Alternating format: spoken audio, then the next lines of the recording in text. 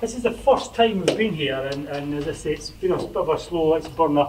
It's a change from the IBIS because I think it's in Sheffield. I think the Sheffield guys will be interested. You'd only travel up to the Wells of Barnsley on a Wednesday afternoon and have to get back there. So really, the aim of the construction network was to really try and develop a community of trades experts and kind of suppliers where we can all help each other. You know, get access to people who are experts who will help you to run your business better. It's not just about us doing it, it's about people like say Gary. I need to speak to you about doing a health and safety session, don't I? And you know, the people we've got coming in will actually help you. Like the next month we've got somebody coming and talking about the dispute resolution. So you know, it's all that stuff that we need to look at. We're not just here for the positive stuff. There's actually quite a few networks out there that only want to do the mindset stuff and the be positive. I know for us, we need to look at the real life. Things happen, you don't get paid. Jobs get held up. You know, how do we deal with that? And that's the sort of stuff we like to try and do. So this is the type of people we live with. I nearly took this like to slide out the other day, and I changed my mind. Because we tend to work with tradespeople and contractors who are living in the valley. They know shit flows downhill and they're living in the valley. And the valley comes from main contractors on one side giving you problems, issues, guys not being on site, stuff not up to scratch. Subcontractors and site operatives on the other side where you're not making money on jobs, you're not getting value out of jobs, they're not doing the job you want them to do. And a lot of stuff we do is to help you to sort that kind of stuff out.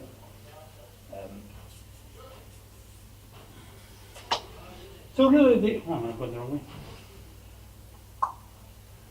So I mean, what we've been doing in the last month, I thought rather than talk about the same stuff all the time, I'll talk about something that's different in terms of you can understand the type of stuff that we actually do and how we do it. I was lucky enough, or unlucky enough perhaps, to speak at the UK Construction Week event back at the beginning of October.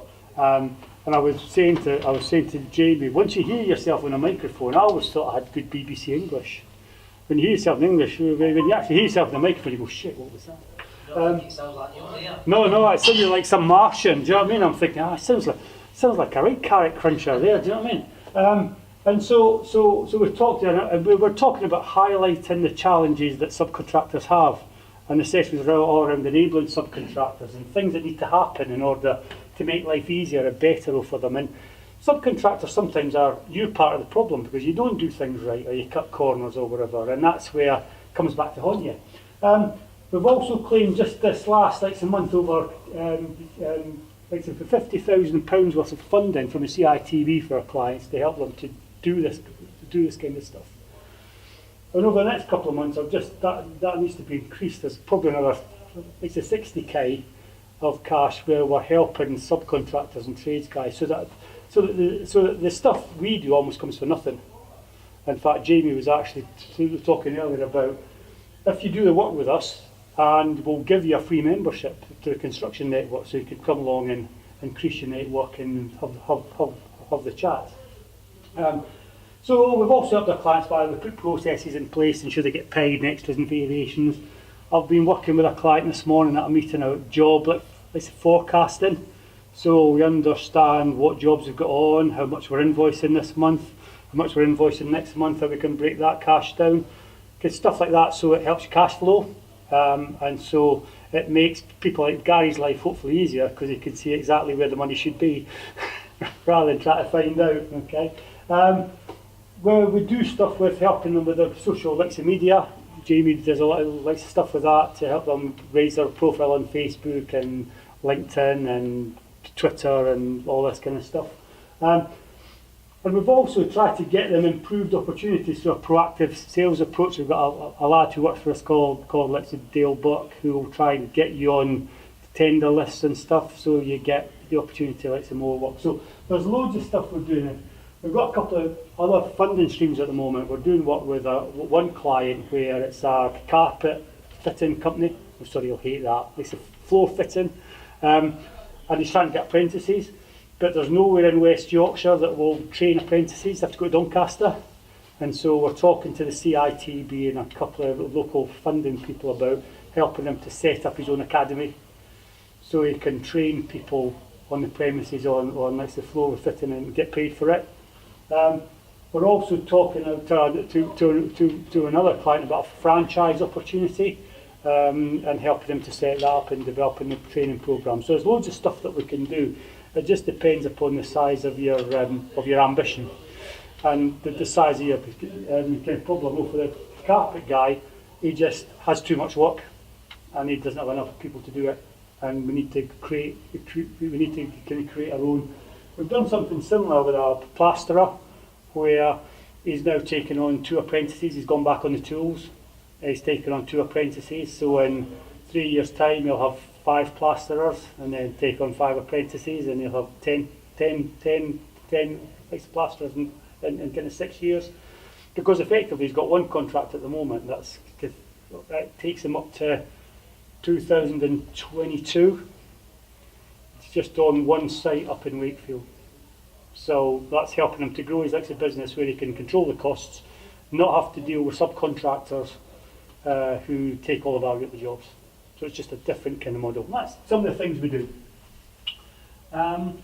So what do you get as a member? You get access to all the groups. You come to as many of them as you want. You get access to the members only area. So as you see, we've got the camera here. We're just about to make kind of Gary a film star, and you can go back and watch Gary as many times as you like. So you know, we'll be unhappy if you turn it into some kind of free porn channel. We've also got free stuff on there to help you run your business. So we've got stuff like job forecasts that you can take and you can use. We've got site audits. We've got loads of free stuff that we use on a day-to-day basis with clients that you can get access to. Once we get enough members, we'll have a jobs board on there. So rather than posting stuff on LinkedIn and hope somebody picks it up, you can post it on there, and the membership will be able to pick it up. So it means that you don't have to go trawling through LinkedIn like looking for stuff. You can go to one place and you'll see it on there.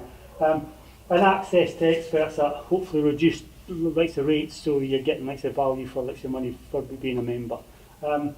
That shall cost. You can join now for £400, or it's kind of 40 pounds a month if you'd rather. But you're paying an extra £80. But it's really up to you. Okay. So we've also got an incentive scheme. So if you join, but if you get 4 other guys to join, and they come along one of these with your name on it, we'll give you £100. So you bring us 4 members, the membership's free. And that's the way it works. So if you want to take some of these away, if you know guys who you think will benefit from it, will be interested in it, will help the business, because it's about networking, it's about learning, it's a bit of everything, then it becomes a free membership for you.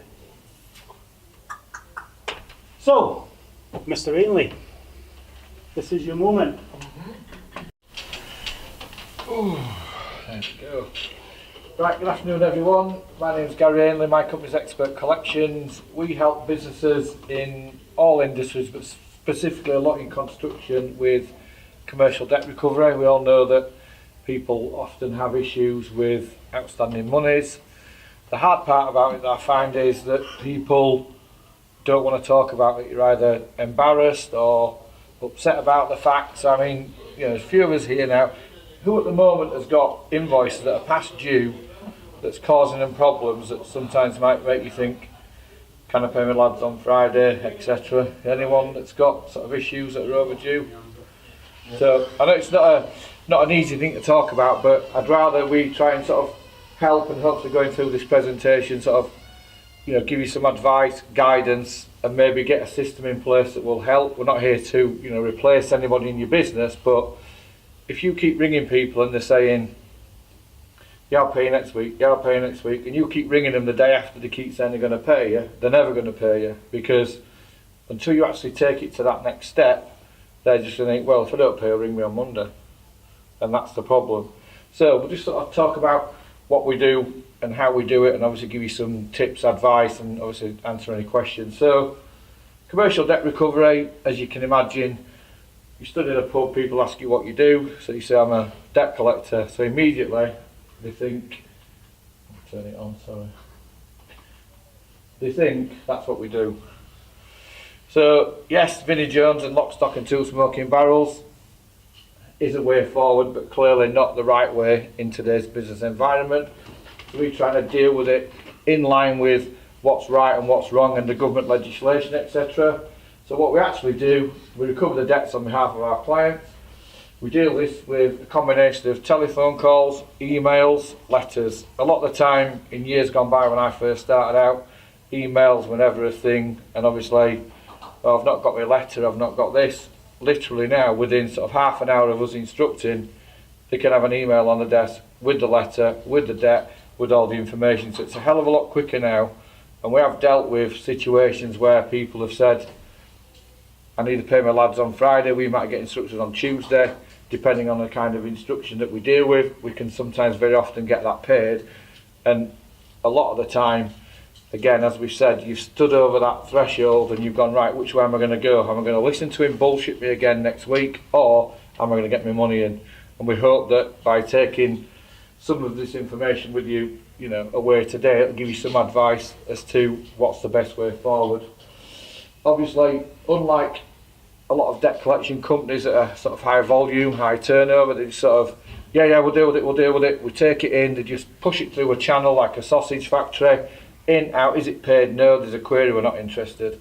We deal with it in a hell of a lot of different ways, because not only will we just take on the debt, we'll look at the debt company, because it may be we've dealt with them before. So if we've dealt with them before and we know that one certain way of dealing with it makes them pay, we'll say to you guys, right, if you send this kind of letter, based on the last 3 times that we've dealt with these people, they'll pay you straight away. So again, we look at each thing individually for you. Negotiate settlements, again, construction, we know it's not all black and white. You get to the end of a job, we all know they like subby bashing, so you might be owed 10 grand, but you might end up accepting 8 grand. So we're there to try and deal with that negotiation. So one, you're not paying a solicitor 5,000 quid to listen to him go, you need to do this, this or this. We'll just deal with it and advise you the best way forward, the quickest way to get your money. If necessary, we'll organise legal action and obviously enforcement action. So if you like, we're sort of the part of the, if you think of the food chain of the money, your credit control, us, the court, and then obviously can't pay, take it away. We've all seen them on the telly.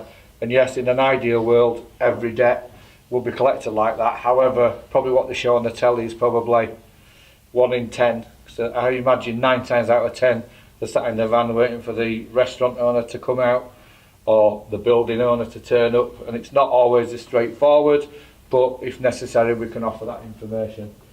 So I find that a lot of companies, procedures and processes, you think, well, I know what I'm doing, like, you know, the guy's a scaffolder, I know what scaffolding is, but don't ask me to put it up safely. But when it comes to money, you get a situation where you seem to think, well, I've got that, that's great, so let's move on. But you don't actually look at the ramifications of what might happen with your business. So, your company gets a dream client and you're offered a 50 grand job out of the blue. So you think, great, so what are you going to do? Are you going to take the job and just get on with it? Or are you going to look into the company and get a credit report? Now we all know what you should do, but a lot of the people don't actually do this because all they see is 10 grand profit in that 50 grand job. So why has that company come to you? Are you the only one in the industry that can supply that product or service? Highly unlikely. There's probably, again we'll use a scaffolding company, there's probably 15 scaffolding companies within 10 mile radius of here. So why have they come to you? Is it they've come to me because they've got no other credit line with suppliers in your industry? Probably that's the answer. Because they can't go anywhere else, they've run up the bills, so you're sadly next on the queue to be hit for whatever money they're going to take from you by not paying your bills. So we can provide you with a credit report on the business, and I can't stress enough that we can offer these free of charge. For what it costs, it's next to nothing for us. So we can say, look, if you're getting a 50 grand job, come talk to us, find out about this company, we'll be straight with you. There's no guarantee because, as we know, information on a credit report can be outdated. But if you've got some information about that company, like the directors will do a cross-check director search, so it might be last week they were XYZ building, this week they're ABC plumbing. Why? Because that company's gone bust and all they're going to do is move everything to this new company, so everyone's going to get hit from that company and possibly going to get hit again from a new company. So wherever possible, again, I know that this is a massive bugbear in your industry, but sign terms and conditions or some form of contractual position will save you so much time and effort. Because if you just come to people and say, right, this is who we want the work doing with, the issue is, what is the correct legal entity? Is it Gary and John trading as? Is it a limited company? Is it a partnership? Is it a limited liability partnership? Because until you find out, which sometimes often is at the end when they're not paying you and they go, it's not me, it's him, and you think it's limited and it's not, or vice versa, all sorts of problems. So again, if you can, get some terms and conditions down. Even sometimes an email is sufficient, because at least you've then got, I want you to provide me with this service at that price. Do you want to go ahead? Yes, I do. They can hardly then go to court and say, well, I didn't agree to it. You go, well, you did. There's an email here. Again, not 100% guaranteed, but a hell of a lot better than, can you do me that work? Yeah, of course I can. I'll deal with it on Monday. You start the work. I never asked you to do this work when you're trying to chase the money 3 months down the line. We didn't agree that. What were the price? I didn't say that what it was. And there you have the problem straight away. And remember, 10 minutes spent at the beginning dealing with this will probably save you hours and hours at the end. Because if somebody's coming to you for your product or your service and you're asking questions and they want your product or service, they're more likely to give you that information rather than 3 weeks later when the horse has bought, you're going, who's owners of your business? Well, I'm not telling you, it's not relevant. So straight away you've missed that opportunity. You know that wherever you go nowadays, you know, Currys or whatever, they want your information, you give them it because you want the product. It's the same when they want your products or services, you try and tie them down to make sure that you're 100% secure in the fact that you know who you're dealing with, what is it is, limited company, partnership, sole trader, you can then deal with it accordingly. So, effective credit control procedures, and does this depend on your terms of supply? 7 days, 14 days, 28 days, 60 days? No, it doesn't. It's irrelevant because it doesn't matter about your terms. What's the most important thing to your business is your cash flow. Cash flow is king. I don't care what anybody says, don't let them tell you any different. It's not about, oh, it's time, it's this, it's that, it's the other.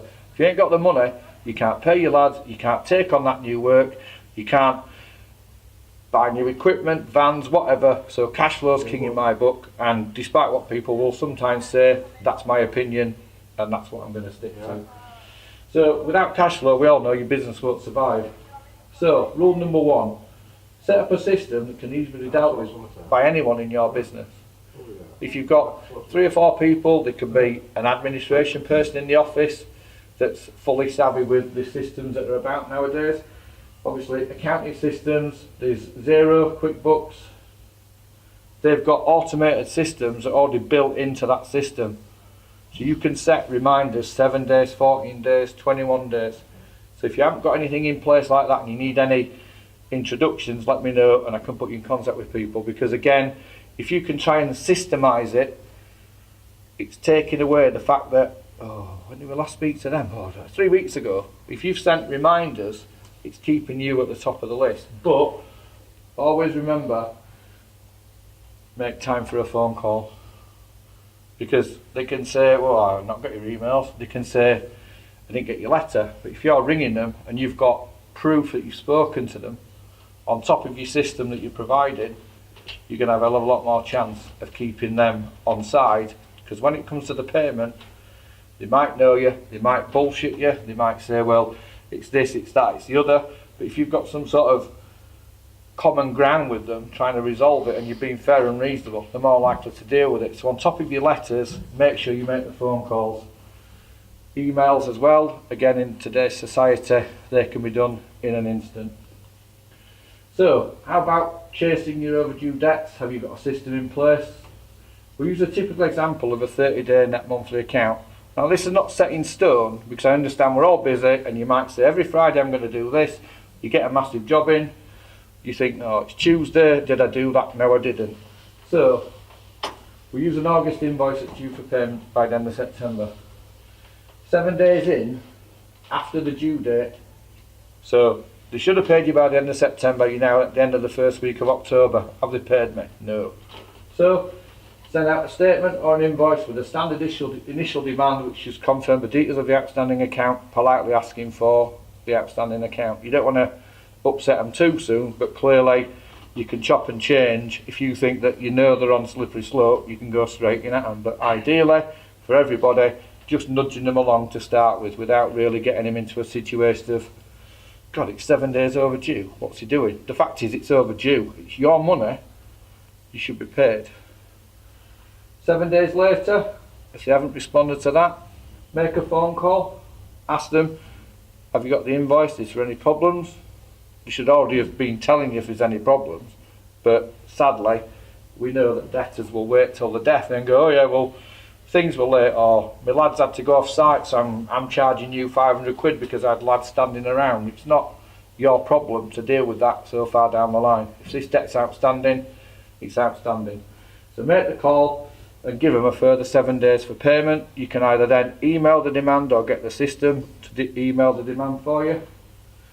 So then, again, depending on value, some people might want to leave it another 7 days, might want to leave it until the end of the month. So no more than 14 days, make a final telephone call to the debtor advising them, unless it's going to be paid, you're considering now further action. You're not being unreasonable, because effectively now this account is 60 days overdue. It should have been paid by the end of September on 30 days. You've waited all October, so you're now into 60 days. So again, they might not like it, but the first time you start doing this, people might sit up and think, right, I need to use this guy because he's good at what he does, so I'm going to start paying him on time. If you've got a system in place, it'll help you. Further 7 days, so effectively now you're around 67 or 70 days. You've waited for the month end money coming in November, they still haven't paid. After all, you're looking at then instructing a third party. Some people at that point might go, don't know what to do, I don't know anyone. We're here then to sort of help you with that procedure. All we need to know to take an action on is what you've done, what's been said, email us the invoice, and we get on with it straight away. It's that simple. Right, so before we go on to the success stories, I mentioned at the beginning we're different in how we operate. A lot of debt collection companies standard will charge you anything between 10 and 20% to recover your money. So if you're owed 50,000 quid on a contract and you think they might pay you next Friday, you're not going to instruct me on Monday next week knowing it's going to cost you 5 grand of your own money to get your 50 grand back. We're zero cost. We utilise government legislation, which is the Late Payment of Commercial Debts Interest Act. So if you're owed 2 grand, we write to the debtor and say, you owe our client 2,000 quid, you've also now incurred late payment charges for, let's say, 200 quid, you've got 5 working days to pay. Once that's paid, we retain the late payment charges, our fee, you get your 2 grand back at zero cost. So it's totally a no-brainer. We've had people come to us with 50 quid debts, 750 grand debts, because they've simply said, well, I've got no to lose. If it's not going to cost me anything, and I think they might not pay me, I'll get on with it now. Because the quicker you can get your money out of that company, I don't really care then what they're moaning about when we ring them. Oh, well, I'm waiting for my money coming in. I owe other people. I'm not bothered. I'm acting for my client. I want my money on their behalf. So this is what we're going to do. You either deal with it or you deal with the court action. So a couple of success stories that we've had, because obviously, again, as I said at the beginning, nobody will ever stand up in a room and admit that they've got outstanding invoice problems. But a couple of success stories.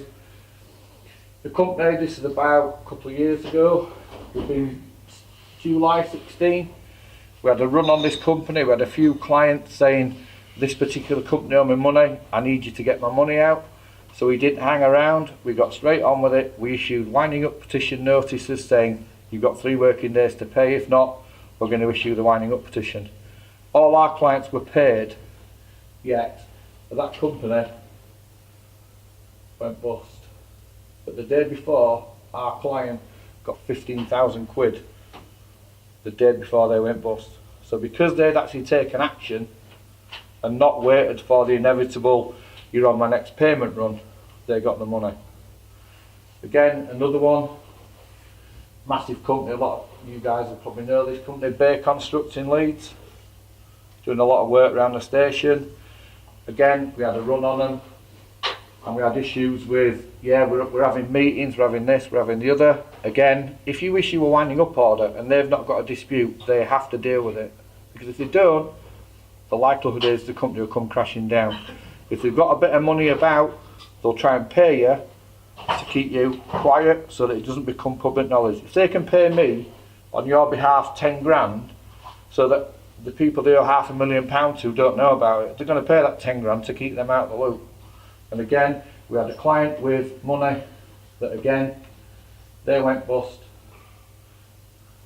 2 days after our client got 10,000 quid. Again, because they'd taken action. I keep saying about take action, you might think, well, we know that, but it's actually when you go home, you sit in your office, you get to month end, we're at month end now, you look at your bills, you look at your age debt tomorrow morning, anything that's in 90 days should be in your bank. So if you're thinking, I need 20 grand for a new piece of kit or whatever, but my cash flow's tight, and you've got 20 grand sat in 90 days, that's where it is. It should be in your bank. So, what to do now? Obviously, we want to try and help as many people as we can with information, guidance, advice. So, if you're unsure or you've got any issues, and I've spoken to a guy today that's got a couple of problems, we're just happy to speak to you about what questions, uncertainties that you might have. As I say, you're experts in your field, we're experts in getting your money back. So you can either contact us, as I say there, by email, mobile. As obviously I've left you some details of an overview of our service and my business card. And like I say, hopefully you don't need to use us, but if you do, I'd rather you come to us sooner rather than later, then we can get you your money. And if in 2 months' time that company's gone bust and you're owed no money, great, because you've done something. And other people will go, oh, they went bust, they owe me 20 grand. They didn't owe me 20 grand because I took action.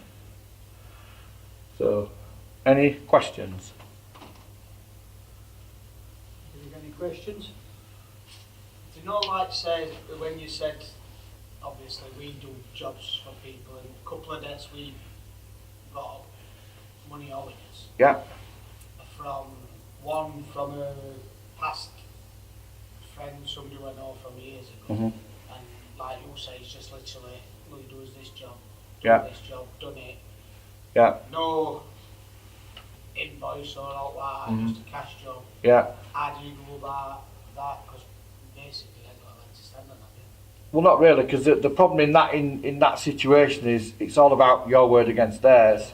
And if you were going to be saying, right, I'm going to take legal action, and he said to the district judge, well, I never agreed that, and you've got nothing in place. No proof, isn't it? It's obviously, I appreciate you don't rock up to somebody's house and put a 20 grand extension on the back, but there has to be something in place, however small. It's the same with extras on a job. You know, I've had electricians over the years that have come to me and said, I had a 10 grand electrical job. They asked me to put a load of sockets in a new office upstairs, another 2 grand worth of gear. They get to the end of the line and they go, there's your 10 grand for the contract. Well, hang on, what about these extras? What about them? That was your quote. I asked you to do these. So that's why it's very important that you might think it's trivial at the time, but if somebody's unsure or not wanting to do it, ask yourself why. If somebody says, can you do with this? Well, it's another 5 grand. I'll send you a confirmation. There's systems in place now that allow you to do this. CRM systems that you can almost literally, handheld devices, press it, there you go, do you agree? Sign there, the bank to rights. So it might be something that you probably won't be able to resolve that, but going forward, if you've got something in place, even if it's by email, because we deal with quite a lot of recruitment companies as well, that again deal with email, and by accepting their email, they're accepting the terms and conditions. So the people that owe the money are totally banked to right. Well, I've not done, well, you have. You've agreed by clicking this email and a link, you agree to their terms. So it's always important, wherever possible, to get that information together to save you that kind of problem later down the line. So one of the things we do, like Gary, is we sort of work with our clients to say, if you've agreed something on site, it takes you 2 minutes to send an email that says, this is what we've agreed, this is the cost, Yeah. Unless I hear from you by then, Mhm. I'll assume it's okay to do the work. Mhm. And you give them, I don't know, till the end of the day, whatever. You could do, but I would always maybe say turn that round slightly and say rather than leaving it open-ended, you say please confirm by return you're happy for this to go ahead, and then we'll do the work. I think half the problem is though, a lot of contract managers don't look at their emails. Yeah. And so we've got one client where that's what he'd done. And of course he sent in the final account, it was £5,000 more than they agreed in the contract. Mhm. And the contract manager said, oh, where's all this come from? And he said, well, I've sent you the emails. Mm. What emails? I've sent you them, do you want me to resend you them? Yeah. Email, date, time, Yeah. conversation.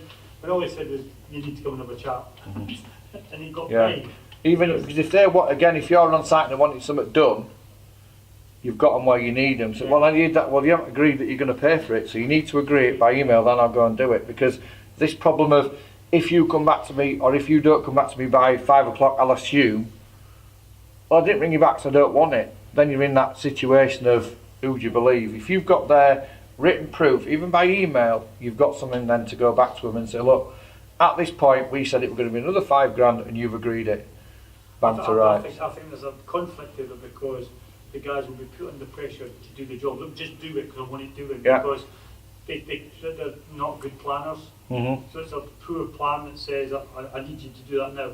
Yeah, I'll agree it, and I'll send you a confirmation email, but, but I need you to do it now. Mhm. And of course, then you're put under pressure to say, well, if you won't do it, I'll find somebody else. Oh You don't yeah, wanna there get is always that to problem, play but to play that game. yeah, the issue then is, as we know, you know, the subby bashing scenario. You end up at the end of the contract with £100,000 outstanding, and they go, well, there's 90 grand. You can shove 10 up because we're not paying you because of this, this, and this.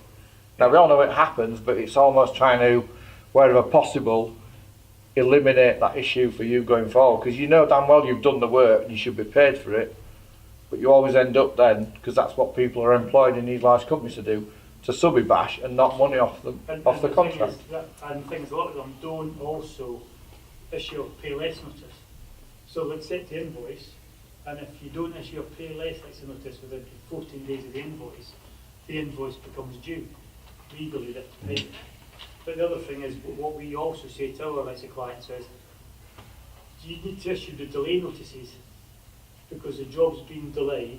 It's not your fault the job's been delayed, but all of a sudden you'll have a 5-week job that's turned into a 3-week job because it's been held up. But no, you've still got to end it. It's still going to be completed by then.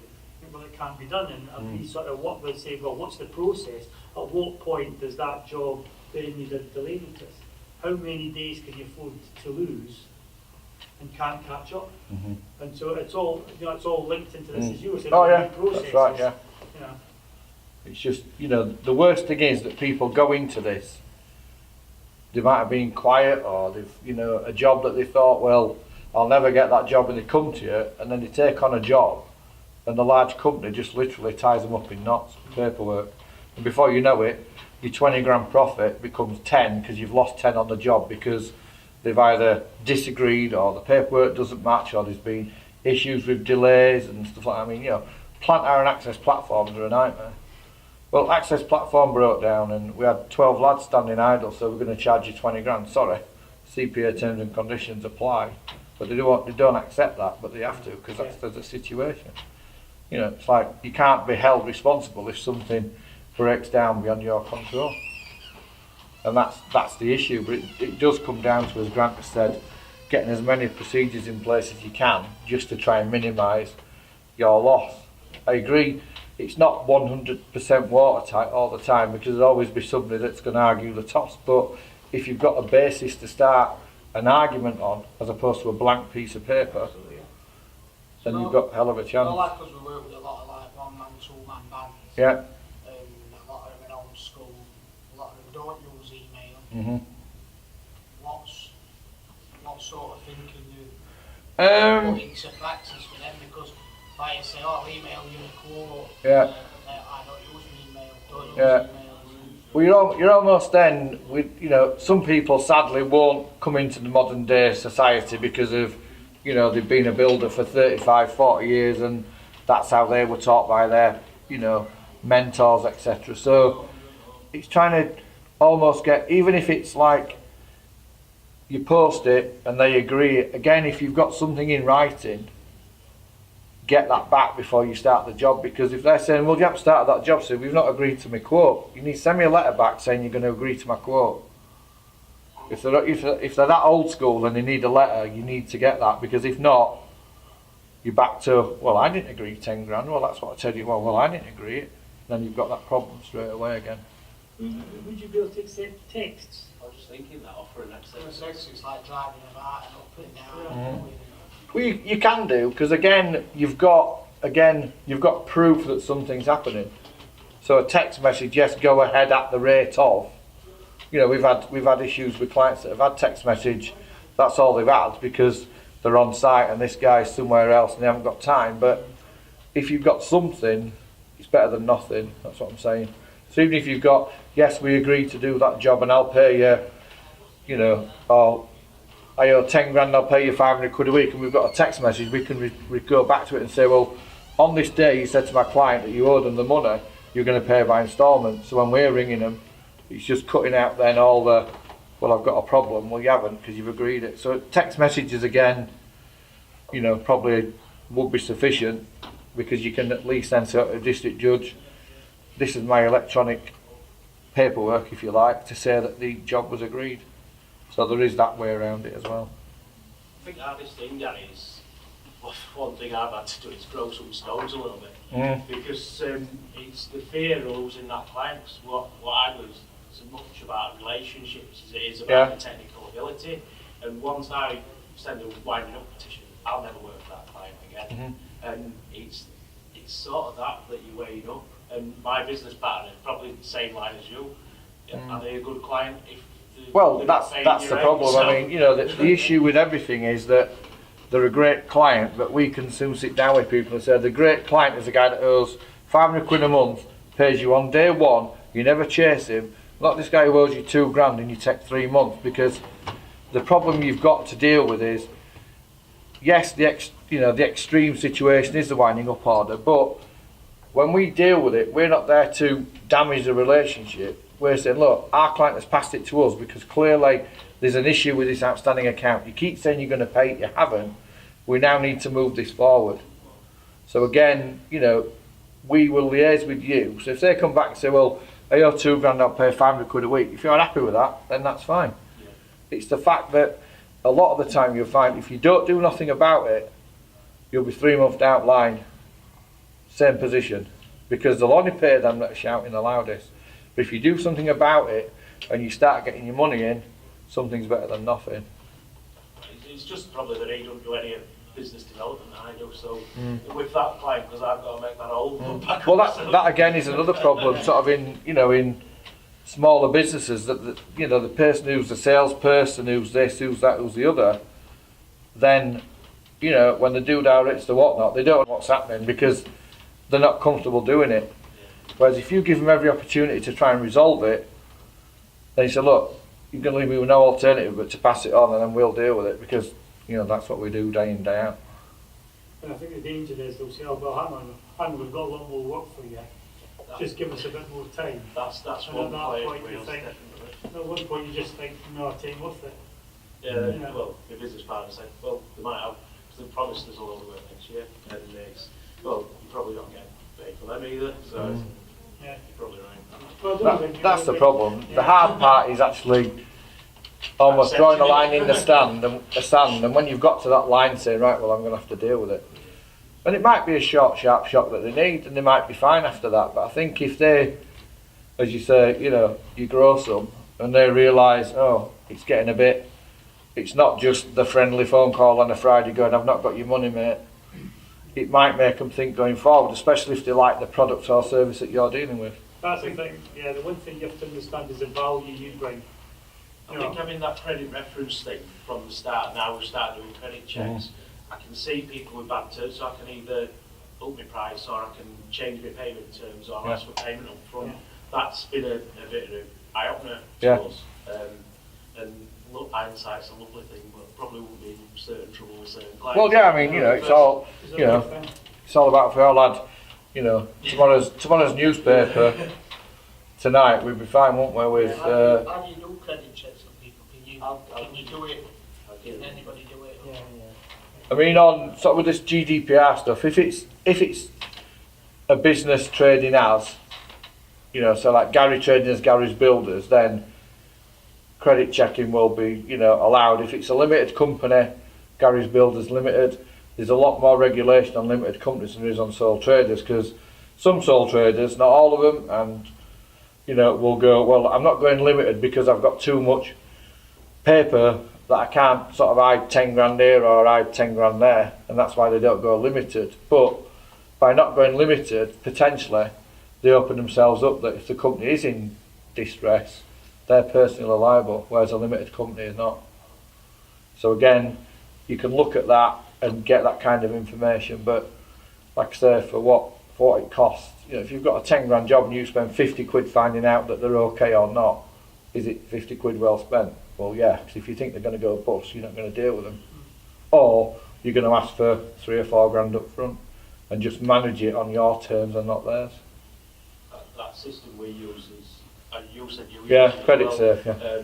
It gives you a sort of credit rating, so if you've got, say, a 10 grand job and it says they're only worth £1.5 grand, you sort of set your payment terms at £1.5 sort of thing, so you're only giving that much credit. It's fairly good and it's an eye-opener. It does sort of almost get you into a situation where you're then sort of saying to them, look, you've come to me because you want me to do the job, but based on your credit profile, this is how it's going to work. You know, like, you can't, you know, I want an Aston Martin. I can't walk in there tomorrow and go, I'll just try this for a couple of weeks, I'll be back with cash. But when people, supermarket, you don't fill your trolley and go, well, I get paid next Friday, so I'll come back then. But they come to you, you provide them with goods or services, and effectively they walk out of your business and you're 2 grand out of pocket. And once you sort of understand that concept of it's your money, even though what you're providing is either goods or services, they've got to pay because it should be in your bank. It's about changing the relationship, isn't it, between, especially in construction, tends to be a kind of matey relationship, and it's about making it a professional relationship. One of the things we talked about is that when you get a contract, have you sent them back your terms and conditions? So this is when we'll invoice, this is when we expect to get paid. That's right. I mean, this is how we'll record extras and variations, this is how we'll do this is how we'll do that. Send that back to them. And then you've marked the card. You know, expect to get paid in 30 days, if you're not paid in 30 days, this is what happened. You know. So at least then, if that hasn't happened and you've given deadlines and it's all documented, it makes our job a hell of a lot easier, because you can't come back and go, oh, I told Steve that I had a query. No, you didn't. You told him last week you were going to pay. So which is it? And straight away, we can then retain control of the situation instead of tail wagging dog. So if you're owed the money and it's past your terms, it should be in your bank. That's it, as far as I'm concerned. Whoever they are. Because, you know, you start a relationship, and then it's another problem. They'll start a relationship and you'll do 2 or 3 grand with them and they'll pay you. Then they'll say, oh, can I have a credit account? Yeah. Then they'll pay you a bit more and the rates are going. Before you know it, they'll owe you 20 grand. They'll go, here's 5 grand on account. And you think, oh, well, that's great. There's still more work coming in. Month after, they give you another 5 grand, but they've had 10 grand on front end, so your debt's rising all the time. But whatever they're paying you on account, you're thinking, well, they're still paying me. But the problem is, after a period of, say, 3 or 4 months, they might owe you 30 grand, then they're not paying you because they haven't got any more money. And then through, you know, mismanagement or not agreeing what should have been done, then gives you a massive headache in your business. There was a lady we had last month who was talking about something like similar in the fact that you give them a on average it's 72 days, I think, and 72-day overdraft facility. So you become a bank for them. You can't get that off the bank, so you've become an overdraft, and that's the issue. The issue is that I can pay you, but I can just string you along. And that's what by having the proper processes and procedures, as Gary said, you can save yourself a lot of heartache. You might lose some jobs at the start, but at least you'll have set this is, as you said, your line in the sand that we don't go beyond. Do you know what I mean? And that's and then it becomes a professional relationship. If they like what you do, if they like the service, guess what? It won't be an issue. The problem is on the other side of the coin. If word gets around, oh well, go work with them. They don't chase you. They don't do this. And if you owe them £3,000, they don't even take legal action. You're just going to get a load of people taking £3,000 out of your pocket every time. Whereas if word gets around that you've got this situation in place, you're professional, you're fair, you're reasonable, it just means that your business, you can have, in your business relationship with your customers, your clients, other people in the industry, some people go, don't touch down a barge pole oh yeah, well make sure you pay them on time, because if not, they've got a debt collector and they charge you late payment charges, and we need to keep using them because we like the product, but then you need to pay on time. That's the thing, you're trying to run your businesses, and anything you look at your raised debt in the morning, what's on your 90-day column should be sat in your bank, not on your raised debt. Unless you've got extreme circumstances. Now, I appreciate that everything at 90 days might well be there for, some of it might be there for a reason. They might be paying you £2,500 a month and they've been doing it for 5 months and there's no problem. But your average run of the mill that are in 90 days that haven't paid you, if you're thinking, I need a van, I need this, or I need to get another lad, and well, I need 10 grand, and there's 10 grand set in your 90-day column, that's where it is.